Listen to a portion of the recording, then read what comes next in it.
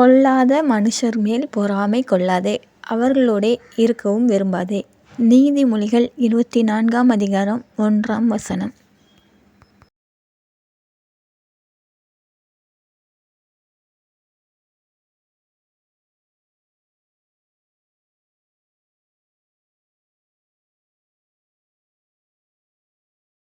சோம்பேறியே, நீ எறும்பினிடத்தில் போய் அதின் வழிகளைப் பார்த்து ஞானத்தைக் கற்றுக்கொள்.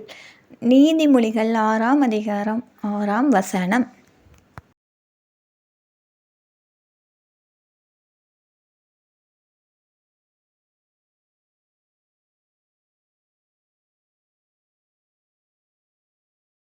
பொய் உதடுகள் கர்த்தருக்கு அருவருப்பானவைகள், உண்மையாய் நடக்கிறவர்களோ அவருக்குப் பிரியம். நீதிமொழிகள் 12ஆம் அதிகாரம் 22ஆம் வசனம்.